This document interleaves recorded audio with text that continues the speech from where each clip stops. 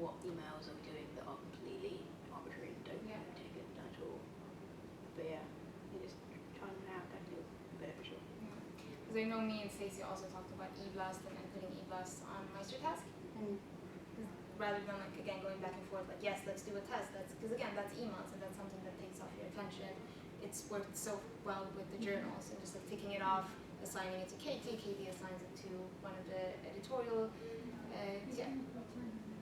Yeah. Oh I didn't know that, that's I don't great. know if it can differentiate between users, so I don't know. It might be quite interesting to see how long spend on something like in total across the whole timeline, but yeah, there's literally just a button that just says record and task, so you can see if that would be useful. Yeah, So yeah, absolutely. that's what workflows I think. And it's just there, you tick it off and I'm done, it goes to you, you know that it's done. Yeah. You don't have to, it's one click rather than like opening up an email, typing it out. You want to be a little friendly, good morning Katie, how is it? Like obviously, you know, like we should be friendly to each other, but then when you write hundreds of those emails, like it kind of becomes arbitrary. Yeah. Cool. Anyone else wants to add something? I was going to say about using Toggle, because obviously like, I think I know I've worked out like with scheduling like how long I find I'm looking at the clock and then being like right, so then when I finish I look back at the clock and like that took me that much time. Because with layouts for articles, like it does change like the time. Yeah. So using like a stopwatch would be very useful. So definitely will try that next article. You should, and it is again, I still use Toggle and I've used it for years, and I am extremely diligent when it comes to that, and I can't tell you with 10-minute margin how long a certain task takes me. Like I can even almost like okay how long it's going to take me to like create an idea. You can't really, because you know as creatives like something can take a little longer, but I can almost pin down to like the minute. And it is because I've been extremely diligent with it, because like every time somebody interrupts me, I'll stop it. And then when I go back to it, I'll press play, so I actually get the actual time for it. How long does it take you to get into that habit? Because in the past when we put it on MeisterTask, everyone forgets to press record. But I'm wondering how you get into that habit, I suppose, because it takes a while to form it, doesn't it? It does, and that's kind of what I said. It doesn't matter what tool you use. There's a bunch of great tools out there. Like you have to apply yourself, and like it has to become routine. I think like everybody who's ever tried to like run a 10K without any running experience know that the first 5K are the hardest, because you're running wrong, like you're breathing wrong, you maybe have the wrong shoes, your shoes are like really tied.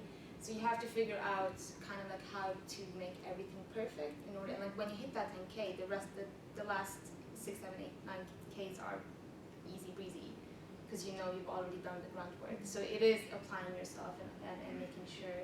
I mean, I'm sure Keith can back me up with like canoeing or kayaking.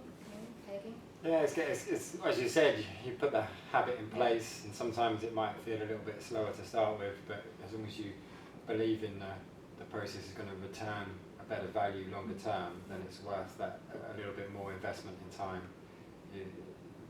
In order to scale up, you can't just do more of what you're doing now. As the company gets bigger and we want to complete more tasks, we want to complete bigger tasks, and we want everything to grow, we need to make a lot of things we're doing now redundant. We need to kind of come up with innovative ways like you've shown us now, and that will mean in order to save time, we'll have to lose a bit of time to start with, but it's definitely worth investing in losing a bit more time in order to have that long-term saving. Because if I can just learn a couple of those things that you've showed me, and it takes me 10 hours to learn it, I might get that 10 hours back in the very next month. I might get it back in the next week, but I'll certainly get it back over the year tenfold. Absolutely. So it's worth investing in.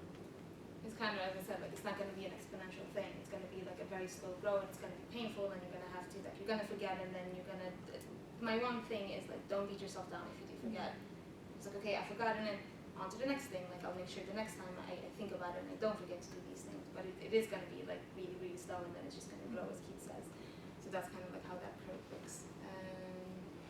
But again, like calling people out on it, you know, like if we're implementing that in the design team, I would not have any problem to even like call Stacey, or you would like make sure to track your time, because again, for Toggle you can have multiple people working on the same account, and then we can actually see how like certain things take, because we can like sign it off.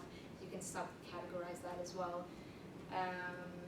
So yeah, it's a great way to, and it's not about like who works faster and who works slower, it's just understanding how much certain things take in order to adjust it and think about how we can be more effective.